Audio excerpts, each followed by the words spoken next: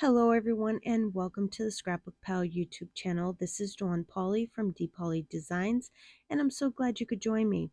Today I'm using the Catherine Poolers on the Boardwalk stamp and die set. This is a really great set, especially if you love making scenery cards.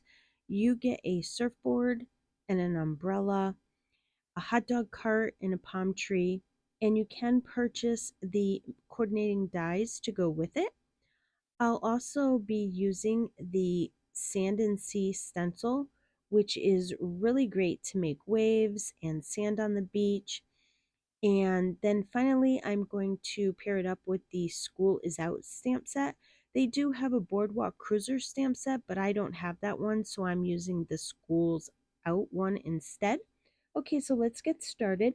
The first thing I'm going to do is make my background. I'm using my Distress Oxide ink Tumbled Glass for the ocean, and I'm putting a generous amount down on a 5.5 by 4.25 paper. And I'm not doing the whole paper, I'm leaving the top blank.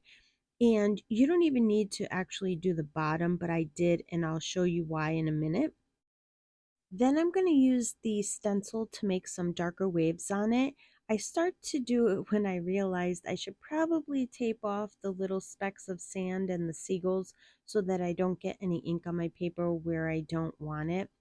And I'm just going to place some scotch tape over it, and then I'll put it right back down on my paper where it was before. I'm using the Distress Oxide ink Broken China for the wave caps.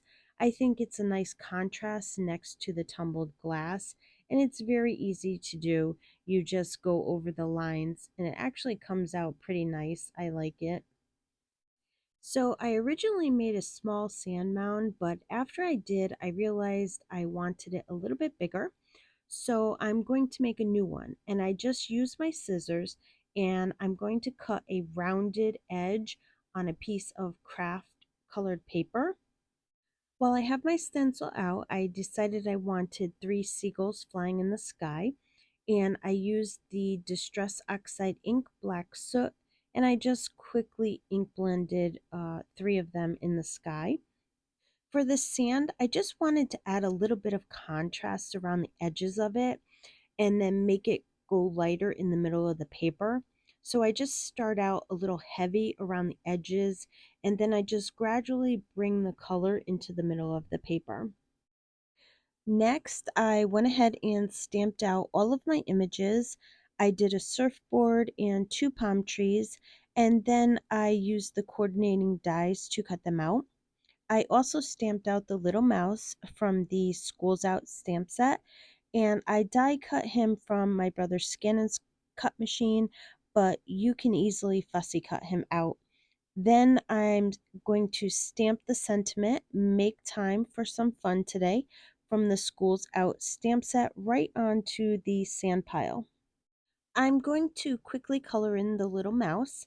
I'm using my Copic markers, and I used R32 Peach for the hula hoop. I thought it matched nice with the surfboard. I'm using R11 Pale Cherry for the mouse's little ears.